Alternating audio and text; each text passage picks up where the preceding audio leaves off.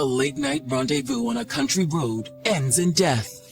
They pulled up next to each other, driver's door and driver's door. The other car pulls out a gun. She was killed execution style with a shot between her eyes. It was literally like something out of a movie. Friends and family are devastated. A very big part of my life is taken. I just basically just fell on my knees and I started praying, like, give me some kind of sign of who did this. As the case unfolds, the evidence points police to an old flame. It was a short but passionate romance. Had this all-consuming passion carried a hefty price? I lied the first time. This was the most cold, calculated, premeditated case that I've ever tried. Monday, April 9th, 2012. It's nearly 5 o'clock in the morning as a LaFleur County, Oklahoma sheriff's deputy drives down a remote country road not far from the Arkansas state line. He is responding to a report of a suspicious vehicle that came in a half hour earlier. A person had driven by the car and thought, well, it must be someone that's intoxicated or something like that. There's this red Charger basically in the middle of the road. All the windows down, engine running, but the lights are off. It was definitely an odd place for this car to be parked. However, the deputy takes no chances as he approaches the vehicle. The deputy in these pre-dawn hours, having no idea what he's coming up on, approaches very cautiously, has his hand on his gun. There was a window down and they noticed that there was a person in the driver's seat of the car. Drive the vehicle! Turn your engine off! Show me your hands! With no response coming from the individual in the car, the deputy draws his weapon and moves to the open window. Let me see your hands! There was a black female that was sitting in the driver's side. She had a bleeding injury to her head. Dispatch, go ahead and start me another unit. There were 2 gunshot wounds, one in between the eyes in the forehead area, one in the temple. While the sheriff's deputy waits for backup, he runs the vehicle's plate number. It came back to Kalani Flynn. I couldn't imagine who would want to even harm her. Growing up in Fort Smith, Arkansas, Kalani Flynn was an outgoing and bubbly young woman. Kaylani was always just spontaneous, happy all the time. Like, her smile just brightened up the room. That child would laugh at everything. I mean, everything. Even when she would get in trouble, she would just smile at you just like she wasn't in trouble, like there was nothing wrong. Kaylani's confident, easygoing nature served her well in high school, where she ran track and was a member of the cheerleading squad. Kaylani was popular in school. She had lots of friends, and everybody just, smiled and was happy to be around her. She was funny. She was caring. She was giving. She was sweet. And anyone that knew her loved her. Not that Kaylani didn't have a serious side. Kaylani was very smart. She was making A's and B's and top of her class. She was a people person, and that's why she wanted to go and become a nurse. After graduating from high school with high marks, Kaylani began pursuing her dream. She went to college here at the University of Arkansas. Though the young beauty garnered a lot of attention from the opposite sex, Kaylani stayed focused on her studies. That is, until she met a young man named Daryl Roberts. Hey. Hey, sorry I'm late. That's okay. I just got here. He was someone that she met in Fort Smith. He was pretty cool. They got very close. She was with him for maybe about a year. But just as things were turning serious between Daryl and Kaylani, fate intervened. He was incarcerated for drug-related charges. She was writing him because he was still cool, even though they weren't together. But that fall, while Daryl was locked up, Kaylani crossed paths with someone new, Christopher Simpson. Hey, sis. Hey, this is my brother Chris. Kalani. Chris. Hey, how you doing? Christopher was quite a bit older than Kaylani, probably 6 or 7 years. She met him because she went to school with his sisters. I can't believe your sister never introduced us. Well, I don't get out much, really. He had went into the military after he graduated and had served in Afghanistan. So you just got back in town? Pretty much. So you seeing anybody? Depends. What are you doing Friday night? Within weeks of their initial meeting, Kaylani and Christopher became an item. She really fell for Chris, which was perfect for taking Kalani's mind off of Daryl, who was still in jail. She felt comfortable with him. He made her feel special. So really for her, it felt like a natural fit. However, just a few months later, Chris and Kaylani's fledgling romance hit what proved to be an insurmountable roadblock. Hey. What's going on? What's going on? I need to talk to you. Christopher Simpson had a child from a high school relationship. Chris ultimately confessed to Kaylani that he still had feelings for the child's mother. At that time, the child was either 5 or 6 years old. And he was going to go back with her. And from what I understand, she lived in Oklahoma. Are you mad? No, I understand. Kaylani said, well, if you're going to do that, then I'm going to go back with my ex-boyfriend. In the beginning of 2012, Kaylani reached out to Daryl Roberts and made it clear that he was the one for her. Until I couldn't be with you, I just didn't realize how much you meant to me. Listen to me. Once I get out of here, you will not be able to get rid of me. Promise? Promise. They got engaged while he was in prison. She was looking forward to starting her life with him. But before Kaylani can make her dream life with Daryl a reality, tragedy strikes. We have a 20-year-old girl who had her whole life in front of her.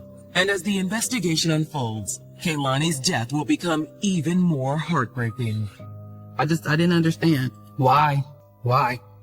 April 9th, 2012. On a rural road in Oklahoma, just over the state line from Fort Smith, Arkansas, a sheriff's deputy has found 20-year-old Kaylani Flynn murdered inside her car. She's been shot twice in the head. Within minutes, detectives with the Oklahoma State Bureau of Investigation arrive on the scene. We assist local law enforcement in the rural areas, and the LaFleur County Sheriff's Department requested us to assist them with this homicide investigation. The car, of course, was registered to Kalani Flynn, and then her purse with her identification was also inside the vehicle as well. The positioning of Kaylani's body in the car tells detectives quite a bit about how she was killed. There was blood spatter that was inside the vehicle, and it was consistent with, her position in the driver's seat when she was shot. Her body had not been moved at all. Other clues at the scene help detectives determine the assailant's location when they fired the fatal shots. She also had the stippling on her wounds, which would indicate it was a very close range gunshot wound, very likely within 2 feet.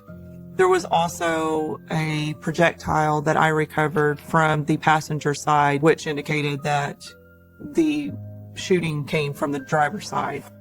It looked like she had pulled close to possibly talk to someone, like driver to driver. The driver's side window was rolled down, and Kaylani Flynn was shot. But who was the shooter? Is it possible she could have just been at the wrong place at the wrong time? Detectives don't think so. They didn't take her purse. I think she had some jewelry on her. So I was fairly certain that it was not a robbery. It was not a carjacking. Instead, detectives believe Kaylani knew the shooter and had willingly rendezvoused with them on this isolated stretch of road. She looked like she had just left the house and that she was kind of dressed in bedtime clothes. Just something that you would wear around the house. The fact that the victim was wearing that type of attire indicated to us that she was meeting someone that she knew, someone that she was familiar and comfortable with. But who had Kaylani come to meet? At this point, detectives have no idea. Unfortunately, there wasn't a lot of evidence at the scene. This is a rural, isolated setting. There's no one around. There are no houses around. However, a nearby convenience store presents an intriguing possibility. The convenience store was located probably 200 to 300 yards to the south of where this crime scene was. Hoping to find a witness, detectives head to the store to speak to the clerk. Hey, we need to ask you a few questions. Yeah, I saw the cop cars out front. What's going on? Well, we're investigating a homicide. So that's what we heard. What do you mean? The convenience store clerk that was working was being visited by a friend of his that also worked there, and they decided to go outside and smoke just shortly before 11 p.m. And they had just each lit their cigarettes, and they hear 2 to 3 gunshots. What was that? They didn't think anything of it because of the Being out in the rural area of LeFlore County, Oklahoma, gunshots are not uncommon. Are you sure it was 11 p.m.? Yeah. It was a key piece of evidence, hearing the gunshots. We were able to determine that's when the homicide had happened, which was just after 11 o'clock. All right, well, thank you for your time. After speaking with the clerk, detectives return to the crime scene and discover another key piece of evidence, or to be more precise, the lack thereof. The charging cord was still within the console, and she did not have her phone. That was a strong indicator that that person was involved with her and did not want law enforcement to see the either text or telephone numbers that was related to that person. Detectives radio into dispatch and initiate a subpoena for Kaylani's cell phone records. Even without the phone, the detectives would most likely be able to trace who Kalani had been talking to, which might reveal who she was meeting that night. That's when detectives notice another important detail. There's one more thing. I think she's pregnant. She was very noticeably pregnant. The unborn child was obviously something that had to be considered as possibly a motive. Hoping to learn more about Kaylani, detectives tackle the grim task of notifying her family. We went and spoke with Kaylani's father, and we had to inform him that she had been found and had been killed. He asked me, he said, "Do you know a Kaylani Flynn?" I said, "Yes, I do." And then he told me what happened, and I just lost it. Despite his grief, Kaylani's father tells detectives that he'll do whatever it takes to catch his daughter's killer. His strength was impressive, even though he broke down at that time and was very distraught and upset. He powered through to assist us in this investigation. Mr. Flynn, we think your daughter was pregnant. Can you confirm that? Yeah, she was. She kept asking me, "Daddy, why am I throwing up so much?" I'm like, "Okay, you pregnant?" She's like, "No, I'm not." I'm like, "Yes, you are." She took the test and she found out she was pregnant. According to Kaylani's father, although the pregnancy was unplanned, Kaylani was excited about being a mother. She was very excited. Very excited. She was just already buying stuff and planning baby showers and how she was going to decorate the room. Do you know who the father is? Yeah, a guy named Christopher Simpson. Kaylani's father says even though Kaylani was pregnant with Christopher's child, he was no longer in the picture. From what Kaylani said, he was going to go back to the previous woman that he was with that had his other child. He tells detectives that his daughter was planning to raise the baby with another man, her newly minted fiancé, Daryl Roberts. He had a few more months to do on the sentence that he was incarcerated for, and he was obviously not the father based on the time frame of what had occurred. He was like, "It doesn't matter whether the baby's mine or whether the baby's someone else's. If you want this baby, we'll raise this baby together." The information provided by Kaylani's father shed some much-needed light on the list of possible suspects. They look at Daryl, and since Daryl was in prison, he certainly couldn't have been the killer. Which leaves the baby's alleged father, Christopher Simpson, as the primary person of interest. Detectives agree that they need to speak to Christopher Simpson.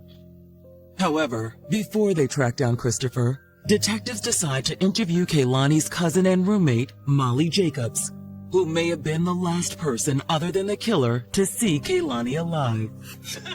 We obviously interviewed her, hoping to establish that what she was doing or who she was going to meet. But what Molly has to say will only deepen the mystery and throw another potential suspect into the mix. She's been MIA ever since her and Kaylani got into it.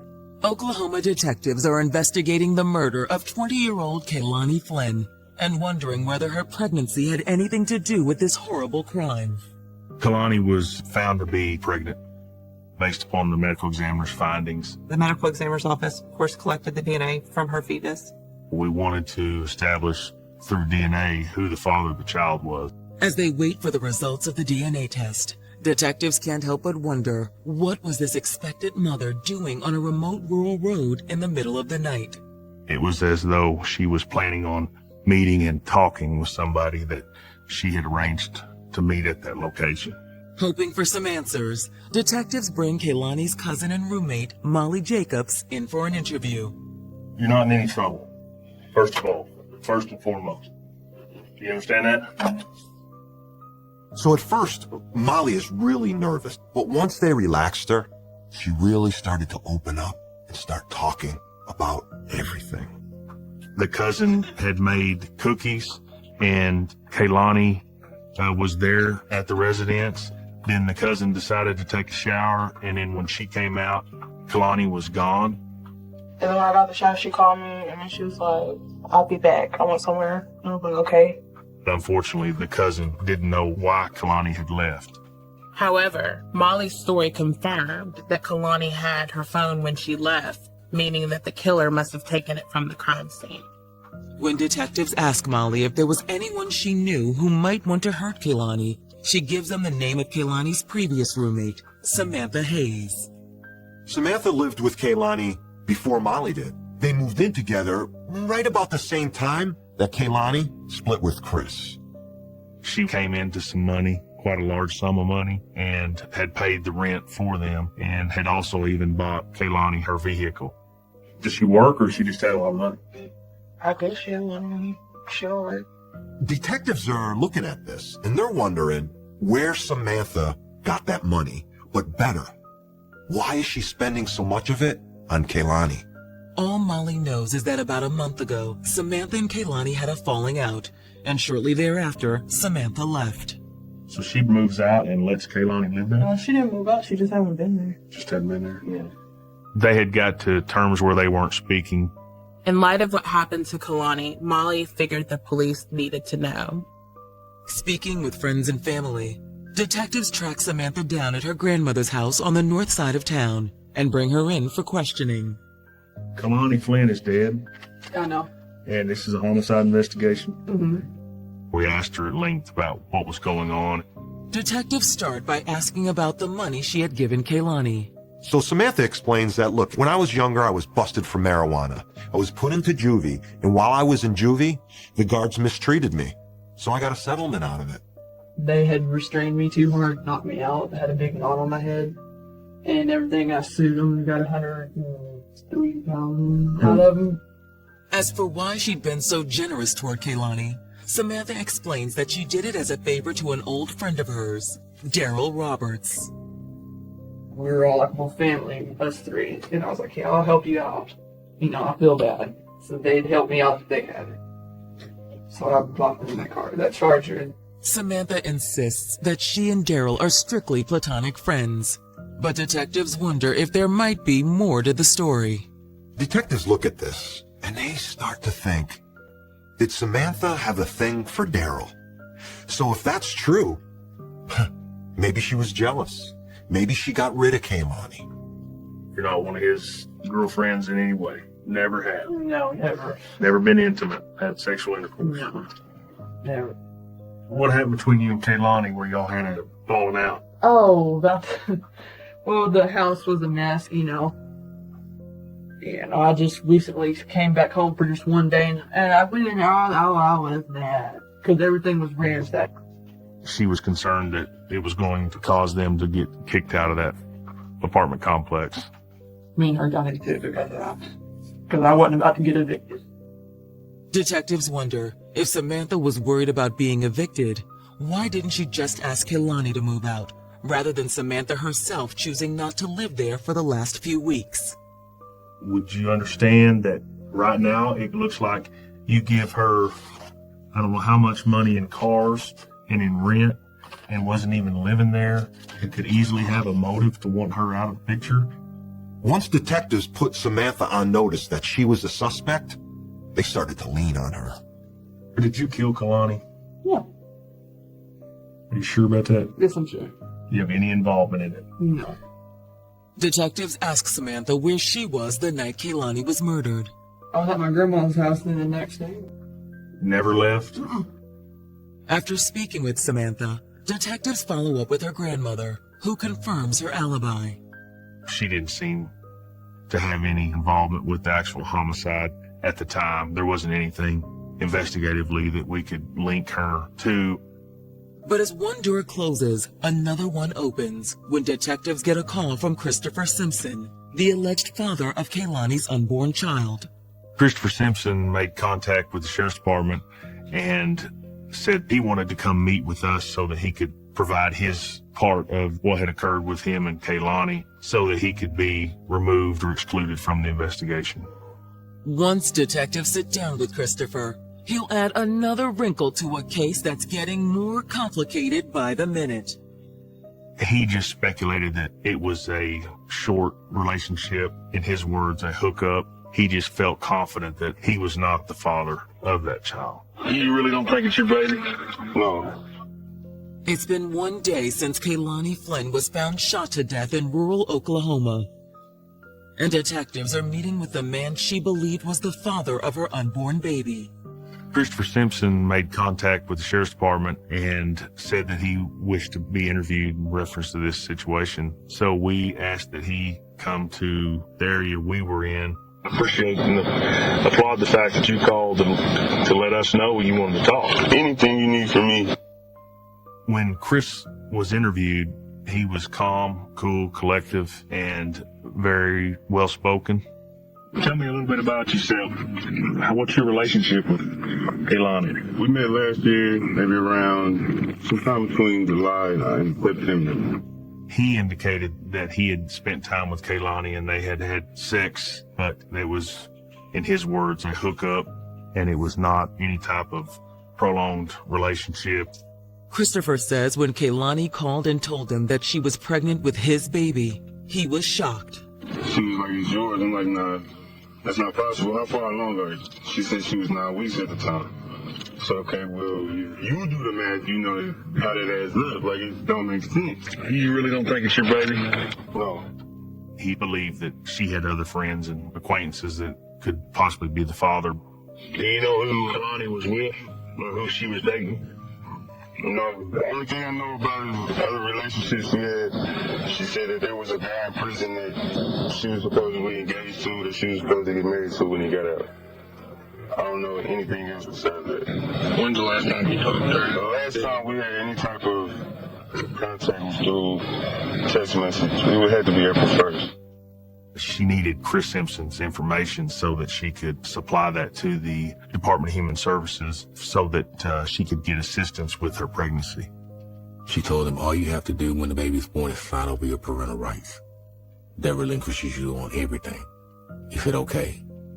And I sat right there in the car when she told him that. I just left it alone completely. Because my understanding was, okay, if she wants to play these games, she can play these games by herself. Then when this baby is born, everything will come to the light. I don't have anything to worry about. Though Kaylani's baby will never be born, the DNA collected could allow detectives to determine the father's identity. One thing I need, a standard procedure we do is give everybody's DNA. Mm-hmm. Would you be all right with that? Okay.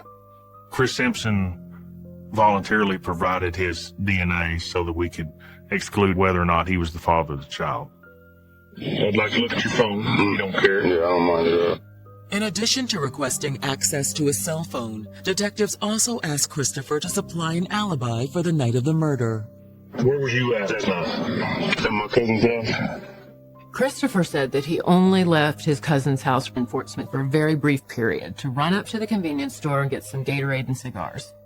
The convenience store where Mr. Simpson had traveled to was located about a half-mile from his cousin's residence, also in Fort Smith.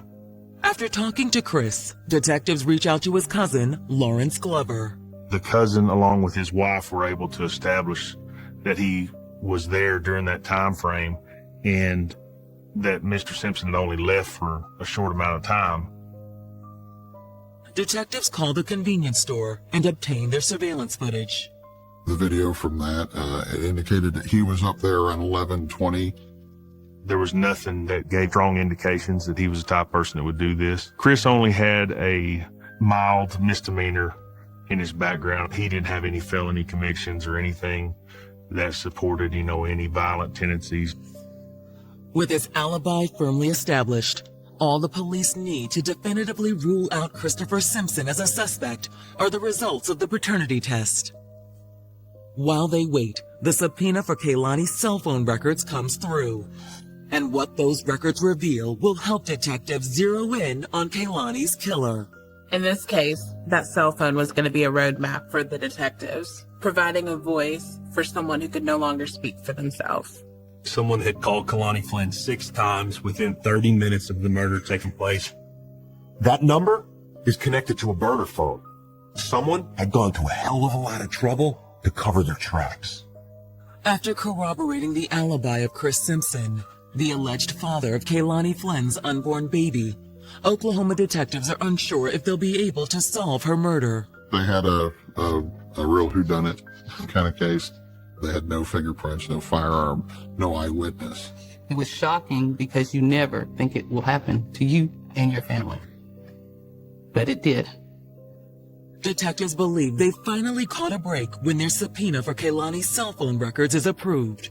We used her cellular telephone records to establish who she had been talking with that night and the previous day. Someone had called Kehlani Flynn 6 times within 30 minutes of the murder taking place. Unfortunately for detectives, the records don't reveal the identity of the person making the calls. The phone, when it was set up, there was no subscriber information provided. This phone is what's known as a burner phone. It's an inexpensive phone that doesn't have a contract. For the most part, they're purchased by drug dealers or for other nefarious criminal activities. However, based on the burner phone's date of purchase, detectives are fairly certain it was used for one reason and one reason only. That phone was only bought on April 4th and activated the day before the murder. It was only used the day that the murder had occurred. We knew that whoever had that phone was very likely the person that had pulled the trigger. After tracing the origin of the burner phone, detectives are able to pinpoint the location where it was purchased. We were able to establish that the phone was sold at a Walmart in Fort Smith, Arkansas. Once we learned that the phone had been sold at Walmart, we went to the Walmart and got any records related to pay-as-you-go phones sold on the day in question. We told him, hey, look, we need information related to this pay-as-you-go phone, and can you give it to us? And he says, yes. So you're wanting a picture of who bought it? Luckily, that security footage from Walmart captured the moment the phone was bought. When detectives scanned through the footage, there's no doubt who bought the phone. It was an absolute excellent picture of Christopher Simpson.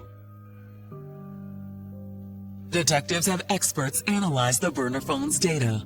That phone is then able to be tracked, communicating with towers that were inside Oklahoma and also inside Arkansas. They were able to demonstrate that the phone actually leaves the state of Arkansas, enters into Oklahoma, right at the same time that her phone is going from Arkansas into Oklahoma.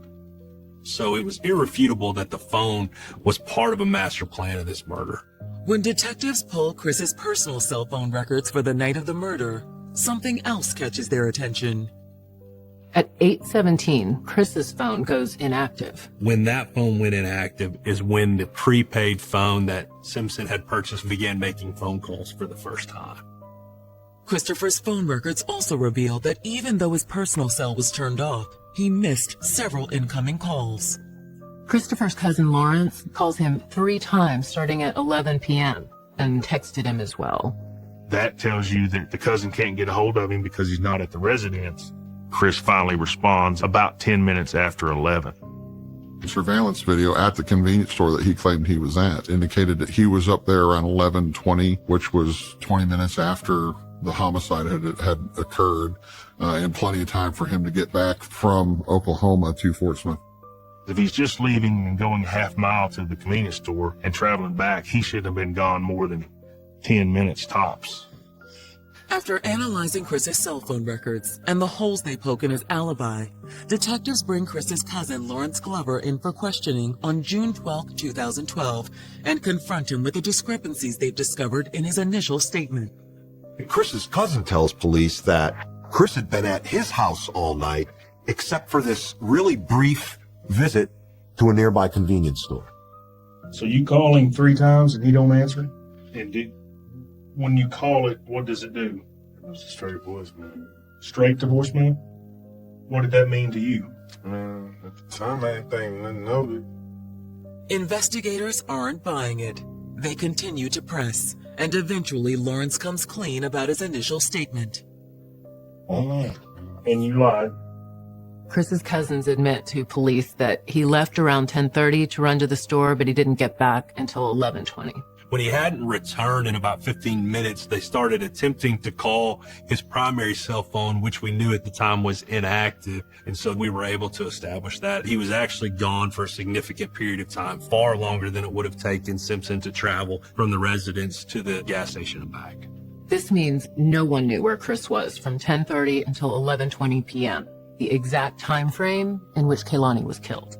But what investigators can't figure out is just how much Lawrence Glover knows about the murder itself. Now's the time to come clean.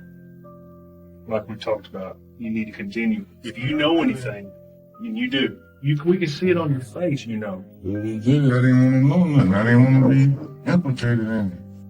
Detectives in LaFleur County, Oklahoma, have just learned that on the night Kehlani Flynn died, Lawrence Glover made 3 calls to his cousin Christopher Simpson, the man police now suspect of Kehlani's murder. But detectives aren't sure how much Lawrence knew about the crime, or how far he was willing to go to protect his cousin. That's when Lawrence decides to come clean. Something was bothering me. It was Something involving Kehlani's pregnancy. He didn't want the baby, and he didn't say he was gonna kill her, but he like, she ain't having the baby. It was all good, but now she's talking about she pregnant. It's good, right? Ah, man, I don't want no baby right now, you know what I'm saying? We just been hanging out. He didn't want Kehlani to have that child and had even offered to pay for an abortion. She wasn't going to do that. She didn't believe in doing that. Chris made comments to his cousin that if she didn't want to get rid of it, he would get rid of it for her. Chris had talked about this so much that as soon as Lawrence heard that Kehlani had been shot, he just assumed Chris was involved. Did you confront him about it? No. You didn't ask him how he did it? I didn't want to know nothing. I didn't want to be implicated in it. It was also why he and his wife initially lied about Chris's alibi. I was nervous. I was scared. I didn't know what to think. With Lawrence's statement, as well as cell phone data all but placing Christopher at the scene of the crime, detectives are certain they found Kehlani's killer. Who was the person that had the opportunity, who garnered the most from her passing, and it just came full circle back to Chris Simpson. But with little in the way of physical evidence, and no eyewitnesses placing Christopher at the scene, charging him with murder is still an uphill battle. When you're going into a murder trial and you're building an entire case on circumstantial evidence, it makes it tough. To strengthen their case, detectives subpoena Chris's financial records. What they find explains why he was so desperate to keep Kehlani from having the baby. His account was being garnished by the state through the child support services. He had already had another child, and basically he didn't want any more kids.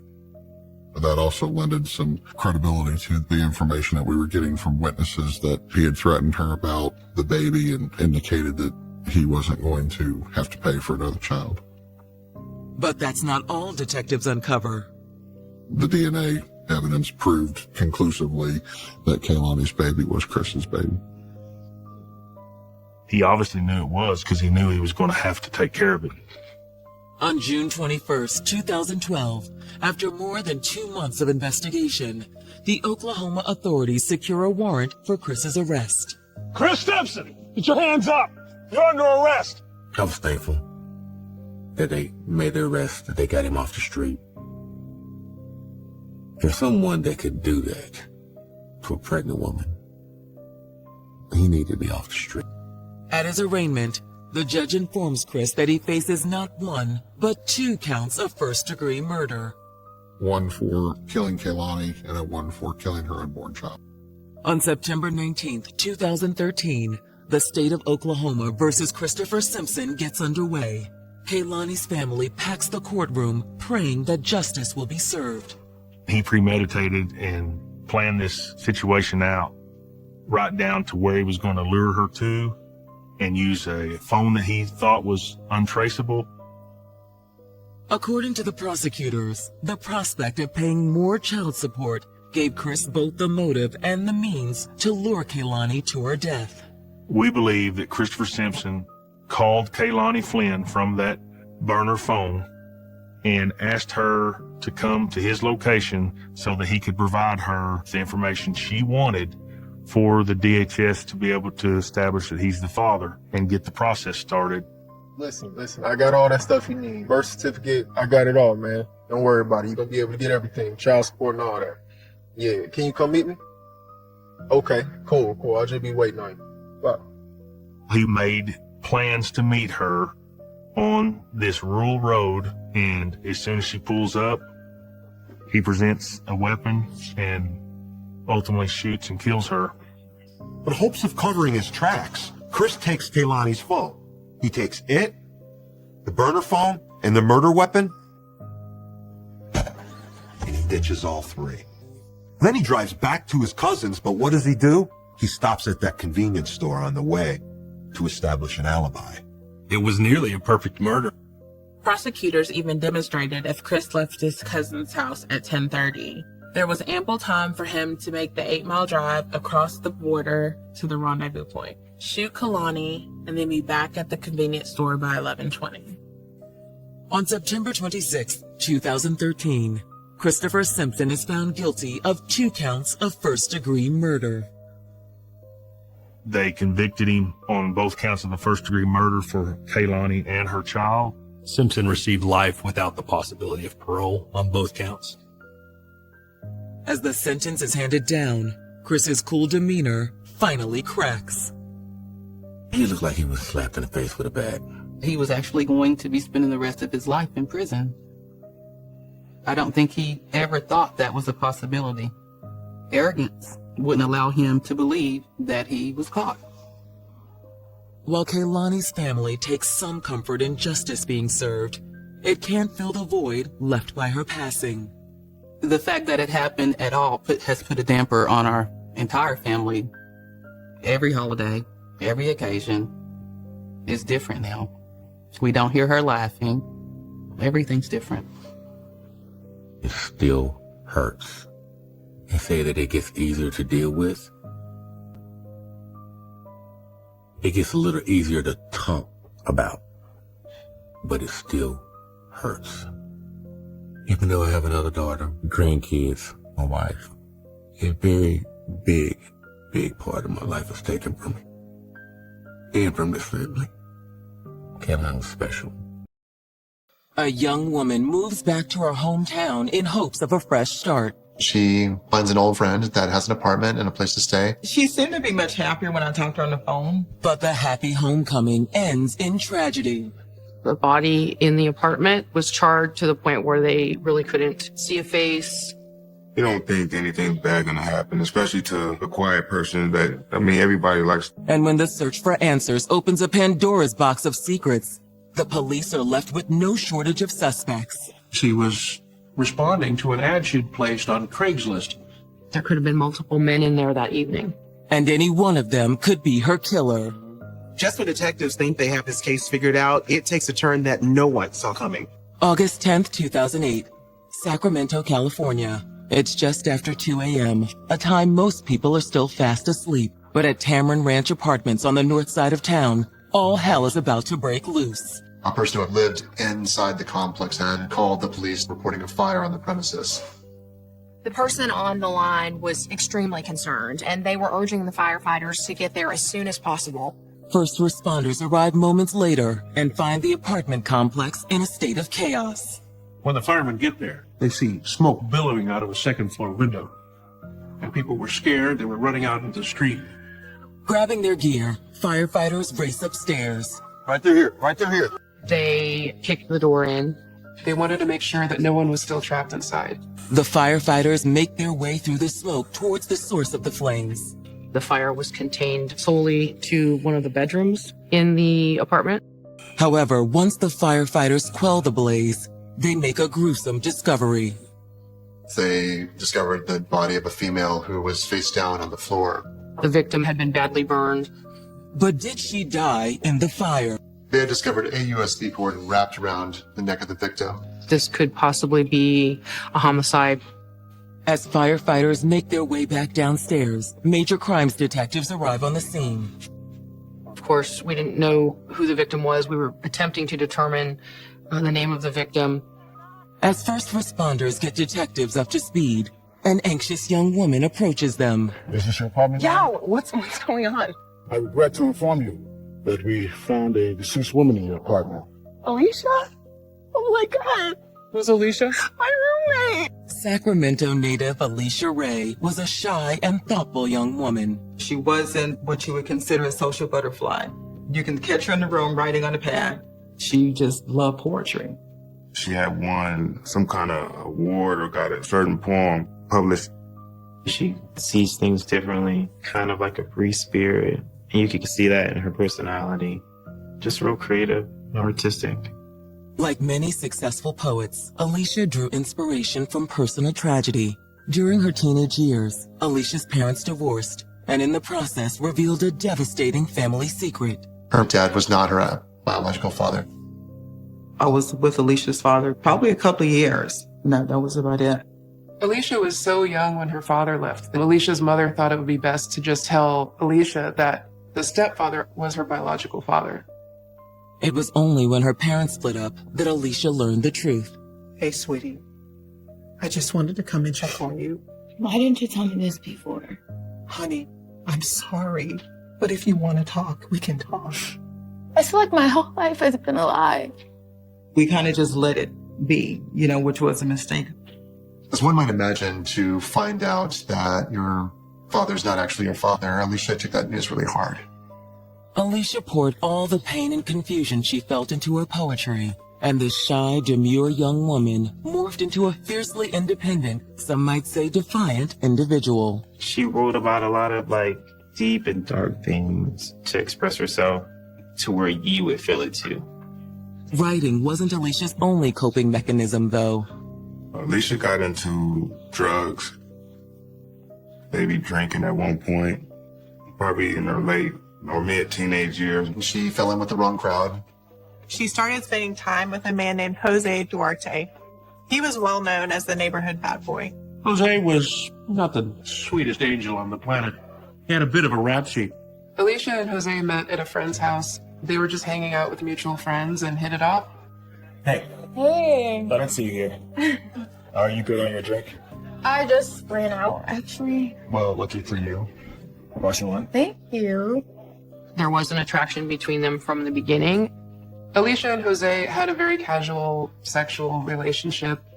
They enjoyed each other's company. They liked to party. They liked to hook up. As a mother, it's hard because it's like you're thinking, why are you behaving like this? Alicia's mother was desperate to extricate her daughter from this increasingly bad situation. So in 2007, her mother moved the family to Plano, Texas. But she was 18, but then Alicia didn't have any means to support herself. She's not having a job or anything, so she got to come. While in Texas, Alicia made it clear that she wasn't happy about leaving her old life behind. Hey guys, what do we want for dinner? Nothing. I'm not hungry. Just leave me alone. She was more moodier. She would spend more time locked in her room. She would give my mother a hard time because she's not around her friends. In the summer of 2008, Alicia, now 20, decided she was going to move back to Sacramento. Her friends were in Sacramento and the art and poetry scene was just thriving more. She wanted to go back and be with her friends. She did have a plan. She had a friend that she was going to stay with. Though hesitant, Alicia's mother gave her daughter her blessing to leave, but Alicia and her mother would never see each other again. Barely a month after moving back to Sacramento, firefighters find her body inside the flame-gutted apartment she shared with Stacy. When you hear something like that, it makes you think tragedies are real. But as they sift through the ashes, fire marshals make a startling discovery. She was in a very unnatural position. It was a serious indication that there was foul play. This was the work of a sexual predator. After a tumultuous year in Texas, 20-year-old California transplant Alicia Ray made a decision to leave her family behind and head back to native Sacramento. Alicia was trying to find a job. She was looking for work. She was living with one of her friends, Stacy. She was really passionate about pursuing her interest in poetry and the arts. But on August 10th, 2008, after barely a month in town, it appears that Alicia's homecoming has ended in tragedy. Early that morning, there was a fire in the apartment where Alicia had been staying. When the fire department went into one of the bedrooms, they realized that there was an actual body on the floor. Stacy had told us that her roommate, Alicia, was supposed to be in the apartment that evening. On the half-charred body, firefighters make a discovery that seemingly confirms the victim's identity. Police did find a pocketbook with Alicia Ray's ID inside, which would indicate further that the victim was in fact Alicia Ray. Though the wallet is entered into evidence, it will be up to the coroner to formally identify Alicia's body. And as the firefighters begin sorting through the debris, they uncover evidence that suggests foul play. They could see that this victim had what appeared to be some type of ligature around their neck. This was most likely a homicide. But who would want to kill Alicia, and why? To help answer that question, investigators turn to her roommate, Stacy. Stacy actually showed up at the scene. Do you know of anyone that would want to harm Alicia? No, why are you asking me that? We have reason to believe that she was murdered. Oh my God. We'd like for you to come with us now. While a patrol officer takes down Alicia's roommate's initial statement, detectives ask fire marshals to pace them through the evidence. The bed was set on fire, and that's what started the fire burning. And then as the fire increased, more and more items started to burn, including that of the victim's body. And when was it set? Well, the call came in at a little before 2 a.m. and it looks like about a 15-minute burn, so I'm guessing it started around 1:45. In addition to when the fire started, investigators offer up their theory on why it was set. It was definitely our opinion that the fire was set as a means of covering up the crime. But is homicide the only crime the arsonist was trying to cover up? The body was found in a very unnatural position. Her face was down on the floor, her hips were up in the air. I have to say that my first thought was she was in a sexual position.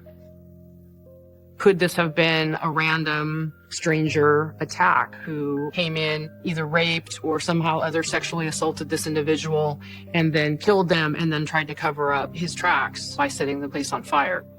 As the medical examiner prepares to transport the body to the morgue, he makes another equally surprising discovery. When they had examined the crime scene, they had found a used condom in the ashes near the body. A second condom was found in the kitchen wrapped in a paper towel. Those were collected and booked as evidence because they were very important items of evidence. And the hope was that we would be able to obtain DNA from either of those condoms. However, the DNA analysis will take time. In the interim, investigators turn back to Alicia's roommate, Stacy. We really had no idea who the suspect could have been. We didn't know what transpired. We didn't know anything about Alicia Ray. And our investigation was really just a fact-finding mission at that point. How long has Alicia been living with you? About 3 weeks. She just moved back from Texas. And when is the last time that you saw her? Around 9 when I was leaving the apartment. Is that the last time you spoke with her? No. Around 10:30, she sent me a message asking if she could have a guy over. Do you know who this guy may have been? Could have been Jose. She told us that Alicia was dating a guy by the name of Jose Duarte. Stacy explained that Jose and Alicia had dated in high school. And when she moved back from Texas, they were able to reconnect.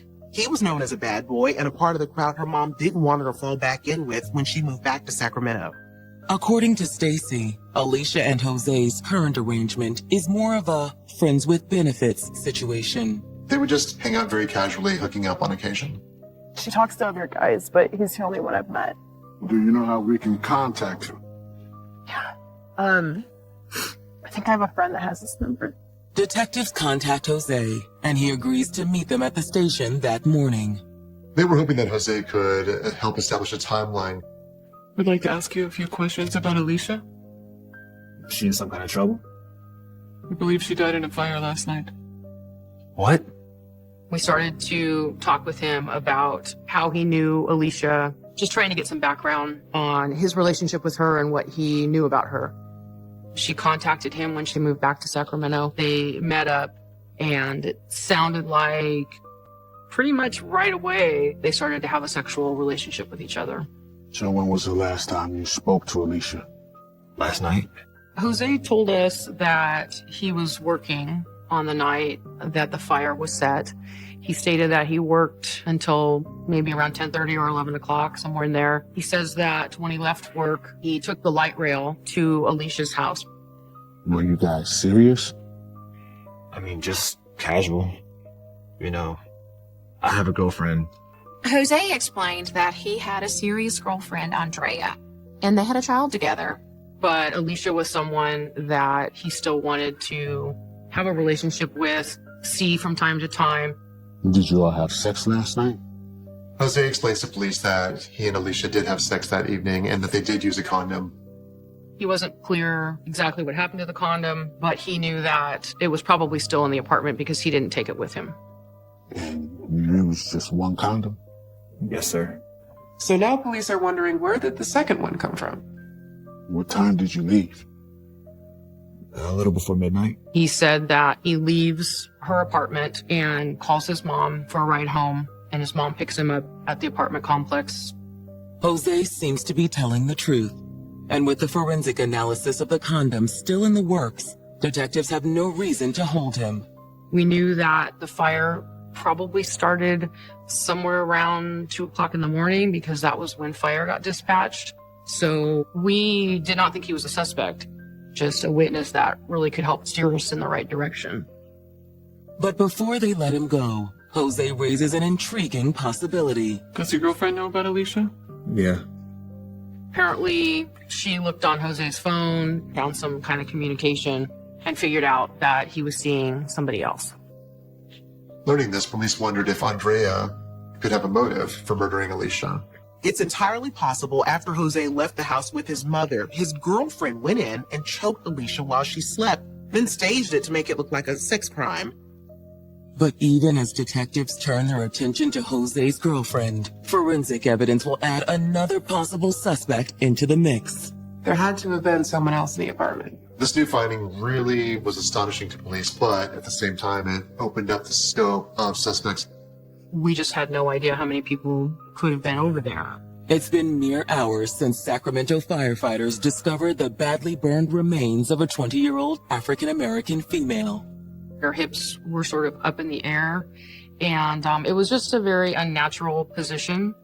The ligature around the neck was especially suspicious to us that something had happened here other than just a fire. It appeared she may have been choked, either during or after sex. Investigators had learned from the woman who lived at the apartment that the body was likely that of her roommate, Alicia Ray. They even found Alicia's ID, but because of the condition of the body, the medical examiner had to contact her family for dental records. During the whole time, I'm still hoping that it wasn't her, that it was someone else. Investigators have already placed Alicia's on-again, off-again boyfriend, Jose Duarte, at Alicia's apartment the night of the murder. But Jose's cooperation with police, along with his denial of wrongdoing, seems genuine. Jose claimed his mother picked him up at Alicia's apartment shortly before midnight, and this would have been about 2 hours prior to the murder. However, that's not the only useful information investigators glean from Jose's statement. Jose tells us that his girlfriend with whom he has a child, Andrea Hutchins, found out about Alicia. Jose explained that Andrea was none too happy about his relationship with Alicia. No. You know what? I'm not. I am sick of this. If you don't end this, I will. I swear. Andrea, at some point, contacts Alicia and says, "You better stay away from him. That's my boyfriend," and challenges her to a fight, really, if she doesn't stay away from her man. After speaking with Jose, detectives reach out to Andrea and ask her to come in for questioning. But before her interview, they receive news from the medical examiner's office. We did have a confirmation that it was Alicia Ray's body that was found in there. It's her. Right. Yeah, since my sister, he got it on the news. That was like the worst day of my life. When you finally get the answers, you lose something inside of yourself, and you really lose a part of you. You feel like you're trapped in a dream. That like this is not happening. I'm going to wake up, and everything is going to be normal. The autopsy also determines Alicia's cause of death. The coroner was able to tell us that Alicia was dead prior to the fire being set, and that the cause of death was strangulation. Strangulation is a very personal method of attack, which suggests that the killer either knew Alicia or had a reason to harbor serious hatred toward her. Which brings detectives back to Jose Duarte's girlfriend and baby mama, Andrea Hutchins. That afternoon, they begin their interview with her. To detectives' surprise, Andrea doesn't hold back about her feelings toward Alicia. I told her to stay away from him or else. There was definitely a lot of contention there with that triangle. And did you know that he was at her apartment last night? He was. Andrea was very shocked to learn that Jose was still cheating on her with Alicia. It's awkward, of course.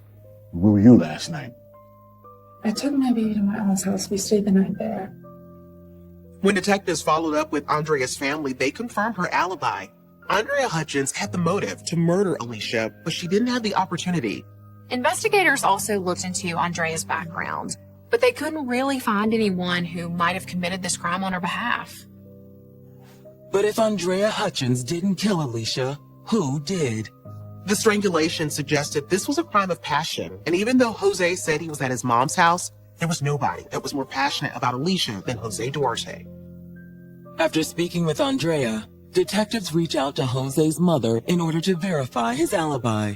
While waiting to hear back from her, they receive the forensics report from the lab on the condoms collected at the scene. Typically, you're going to get some type of DNA from condoms. And knowing that there was potential for DNA evidence was huge. Unfortunately, the test results on the first condom are disappointing. We were not able to get any DNA evidence from the condom underneath the victim's body. It had been destroyed because of the heat. There was a second condom retrieved from the kitchen wrapped in a paper towel. But the results for the second condom only lead to more questions. We got some type of fluid from that condom. However, no sperm was present, so we weren't able to get a DNA match and be able to say definitively who that condom belonged to. Though it contained no useful DNA evidence, the bodily fluid found in the second condom did say something really important about the person who used it. The person who had used that condom was infertile. Which, on the surface, appears to once again rule out Jose Duarte as a suspect. Since Jose Duarte has a child, he can't possibly be the person who used the second condom that evening, and there's still a second person to account for on the night of the murder. But if Alicia had another visitor that evening, who could he be? Later that day, one of Alicia's neighbors comes forward with some new information. The downstairs neighbor told us that at about 12:30 at night, there was a knock on his door. The neighbor states that the man at the door was one Jason Gant, the ex-boyfriend of Stacy. According to the neighbors downstairs, Jason and Stacy had a falling out, and they left each other on bad terms. They'd actually broken up, Jason and Stacy, about 6 months earlier. Police can't help but wonder, is Jason's presence at the apartment complex the night of the murder merely a coincidence? Or does it make him a possible suspect? If he hasn't been by in 6 months and they aren't talking, why would he show up that day? Less than 24 hours after Alicia Ray was murdered in her Sacramento apartment, police have a new lead on a possible suspect, her roommate's ex-boyfriend, Jason Gant. The night Alicia died, Jason had stopped by a neighboring apartment in the complex. The fact that Stacy and Jason were not on good terms caused the police to question what he was doing there in the first place. The downstairs neighbor tells police that he essentially wondered the same thing. He was surprised to see him because Jason didn't live there anymore. And they just talked for a few minutes and he left. Hoping to learn more, detectives bring in Alicia's roommate Stacy for another round of questioning. Stacy told us that he was not paying rent and she got fed up with it, so she took his Converse shoes. That made him angry, so when he moved out, he stole her PlayStation, and that Jason had at some point threatened to kick her butt.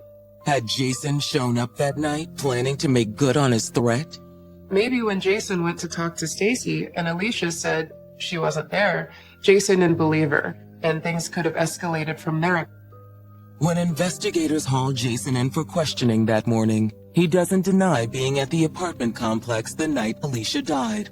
He tells us, yes, I did go over there. I was in the neighborhood with 2 other friends. We were driving around. I thought it would be funny to just go by Stacy's house. What do you mean by funny? I like riling her up. Like intimidating her?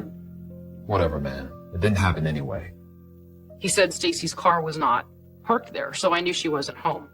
He said the lights were off, and so he said instead I decided to go down to her neighbor right below the apartment and talk with him because Jason had been friends with his neighbor. And you left right after that? Yeah. We went to go get something to eat. It was about 1 o'clock. According to Jason, he and his friends hit the drive-thru at a fast food restaurant on their way home. To verify Jason's alibi, detectives pull the surveillance footage from the restaurant in question. We were able to rule him out as a potential suspect based on the videotape. With Jason ruled out, the identity of the second man in Alicia's apartment the night of the murder remains a mystery. That afternoon, CSIs inform them of a potentially game-changing piece of evidence they've unearthed on Alicia's laptop. But Alicia was working as an escort. My first thought when we found that out, that she was having men over to the house and was making money in that way, was, oh my gosh, we could have a litany of potential suspects here. But a thorough search of Alicia's emails quickly narrows down the list of possible suspects. Alicia had set up a meeting that night with a client, a man named Randy Addis. Now, he was supposed to show up at about midnight. That would have been about an hour and 45 minutes before the fire started. Later that afternoon, detectives bring Randy Addis in for questioning. Randy was obviously nervous. Does the name Alicia Ray ring a bell? Yeah. Randy Addis told us that he saw Alicia's ad on Craigslist and he responded. Am I being booked for solicitation? Actually, no, we're investigating Miss Ray's murder. What? Once he finds out that this is regarding a homicide investigation, then he becomes even more concerned about his implication in it. He said that his plan was to be over at her house about midnight, which is when she had asked him to arrive. And she met him at the door. He sat down on the couch and she did a strip for him. He paid Alicia $40 for a lap dance and then another $40 for a sexual favor. He stated that he brought his own condom, that once the condom had been used, that Alicia then took a napkin, put the condom in the napkin. Randy's description matches the condom that CSIs found in the kitchen. But that's not all. We also learned that Randy Addis had lymphoma, and because of that treatment, he was sterile, which corroborates the fact that there was no sperm found in the condom. What time did you leave Alicia's? It was about 12:30. He comes across very honest, and he comes across very detailed about what happened. Still, Randy's statement suggests he was the last person to see Alicia alive. So police detain him until they can dig a little deeper into his past. And there was no indication that he had a criminal history at all. Since police didn't have enough evidence to connect Randy to the crime, they let him go for the moment, but he remained a suspect. In an effort to corroborate Randy's statement, detectives subpoena both his and Alicia's phone records. We wrote search warrants for Alicia's phone number, also for Randy Addis's phone, so that we could determine a timeline. In addition, detectives pull phone records for Alicia's lover, Jose Duarte. Detectives have been unable to verify Jose's alibi at that time, so he was still on their radar.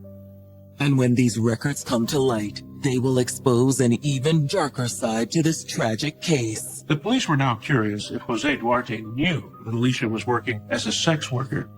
Police wondered if Alicia becoming an escort had made Jose jealous or angry, even angry enough to kill. August 2008, detectives investigating the murder of Alicia Ray have learned that the 20-year-old was living a secret life. Once she had moved back to Sacramento on her own, Alicia had been supporting herself by working as an escort. Alicia's family knew she was struggling to get a steady job, but she had a roof over her head. She seemed happy. This whole escort thing came out of the blue to them.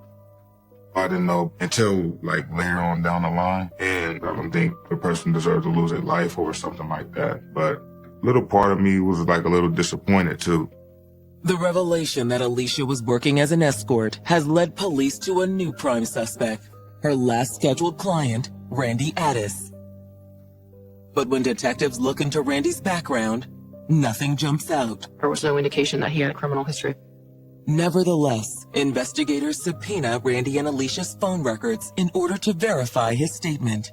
Until that subpoena is granted, they focus their attention on the other man who'd been with Alicia that night, Jose Duarte. Jose admitted to having sex with Alicia the night of the murder, but described their relationship as a casual hookup. But now the police are wondering if he was actually a client or if he even knew she was an escort. On August 12th, detectives bring Jose in for a second round of questions. When police questioned Jose about it, he said that he knew that she was working as a prostitute. He tells us that she's looking for a sugar daddy and that she's pretty open with him about her business. And you were okay with that? People gotta do what they gotta do. He didn't seem to be that bothered by it. He was very open about the fact that he knew she had clients, and he kind of acted as if that was just part of their relationship, and he was okay with what she was doing in order to make ends meet. So you knew she had a client over to her apartment that night? Yeah, that's why I left. She had a window where Jose kind of could fit in. He could come over, they could spend time together, and he said that was okay with him. And what time did you leave again? Like I said before, it was a little before midnight. I called my mom and she gave me a lift. We're having a difficult time verifying your alibi. That's how it was. I swear I'm telling all the truth. But no sooner has Jose uttered those words than police receive word that their subpoena is approved, and the phone records for Jose, Alicia, and Randy Addis are now available for examination. Since Jose was there with them, they looked at his records first, which did not corroborate his alibi. In fact, they did quite the opposite.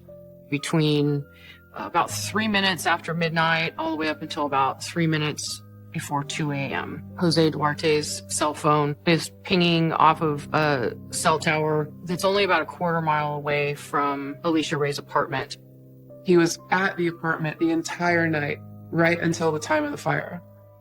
He called his mom right around 1:45, 1:50 in the morning, which would have been just prior to fire getting the call that there was a fire in the apartment.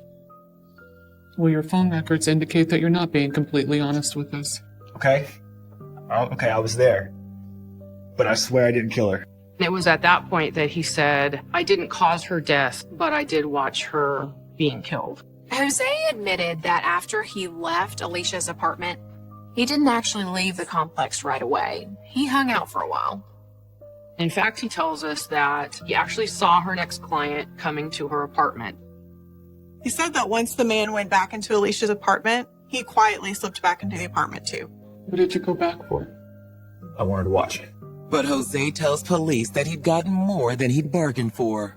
He went into the hallway. He could look into the bedroom from where he was, and he could see that the client was strangling her. The dude was killing her. What did you do? I ran. He doesn't call 911. He doesn't check to see if she's alive. Instead, he leaves the apartment. He stated that, in his words, he was a coward. Knowing what they know about Alicia's sole client that evening, detectives aren't sure what to make of Jose's story. Randy Addis was the only person she was expecting over there. Randy had been known by other escorts, and he was known in those circles as a frequent client, but he had never been violent. Police ask Jose if he can describe the alleged attacker, but Jose draws a blank. Somehow, Jose isn't able to give a description of this client. He says that he didn't get a very clear view of him.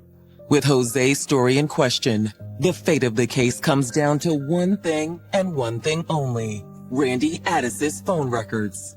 It was either Randy or Jose, and those phone records held the key to the case. Once Randy's phone records came in, police knew who the killer was. It's been 2 days since the murder of 20-year-old Alicia Ray. And her lover, Jose Duarte, has just made an important revelation. Jose was at the scene of the crime outside while Alicia's next client was inside the apartment. Jose told police he went up to check on Alicia. At this point, he says that he saw the client strangling Alicia and that he ran away in fear of his life. Based on email records that we found in Alicia Ray's account, she did not have any other clients booked for that night. Randy Addis was the only person she was expecting over there. And, of course, Jose Duarte. Though Jose's account of the attack suggests Randy is the killer, there's something that doesn't sit right with detectives. He was there and saw it happen and did nothing. That was very hard for us to believe. Thankfully, investigators have received Randy's cell phone records to divulge the truth. We're able to determine, based on what he tells us and his cell phone records, that in fact he did show up at Alicia's house when he said he was there, and is gone from her house well before the fire is started. There's no way Randy Addis could be the killer. Detectives confront Jose with their findings. You were the only one there at the time of her death. That's when I think the heat kind of got turned up on him a little too much, and he decided that he didn't want to talk anymore. And so at this point, he asked for an attorney. Evidence against Jose starts to pile up, and this prompts police to place him under arrest for Alicia's murder. In addition to Alicia's murder, Jose was charged with arson for setting fire to the apartment in an attempt to destroy evidence. For Alicia's family, Jose's arrest comes as a relief. I was thankful. I was relieved that the arrest was made. I felt a little bit of a small closure because I really knew who did that. In June of 2011, Jose's trial gets underway. To help solidify their case, prosecutors introduce some additional cell phone records, namely a series of text messages between Alicia and Jose in the weeks leading up to her death. The text messages revealed that he was trying to set himself up as her pimp. Others indicated that it was Jose that suggested Alicia become an escort. He was telling her where to post ads and how, and trying to get her to solicit more clients. She's this young woman. She's moved away from her family. She's all alone, and she really needed somebody to kind of fill that void of love. This young man took advantage of that. However, based on the texts, Jose hadn't planned for Alicia's fierce independence streak. Alicia kind of did her own thing, and I don't think that he necessarily liked that. I think that he kind of wanted to keep Alicia on her and keep her under control to a certain degree. So some of those emails or text messages back and forth were somewhat threatening in nature. Telling her that she had better stop disrespecting him or else he will beat her ass. And on the night of August 10th, 2008, Jose decided to make good on that threat. In my opinion, he was angry that he had to schedule his time with her and that he had to be squeezed in amongst her other appointments. And I think that really bothered him. And I think ultimately things just started to unravel for him. And if he couldn't control her and have her in the way that he wanted her, then he was going to make sure that nobody else had her either. Based on the evidence at the scene, prosecutors believe that once Randy left, Jose entered Alicia's apartment a second time. He pretended everything was fine and struck when Alicia was most vulnerable. My belief is that he was in fact having sex with Alicia Ray, that he was behind her during the sexual act, and I believe that during that act is when he actually strangled her. Prosecutors assert that before he left, Jose set Alicia's bedroom on fire, destroying most of the evidence connecting him to the crime. However, prosecutors did have cell phone data that put him at the scene of the crime right up until the fire began. On June 3rd, 2011, the jury finds Jose Duarte guilty of first-degree murder and arson. He is sentenced to life in prison, with the possibility of parole in 34 years. Getting a guilty verdict was extremely satisfying, that the right person was in jail where he needs to be so that this can never happen to someone else again.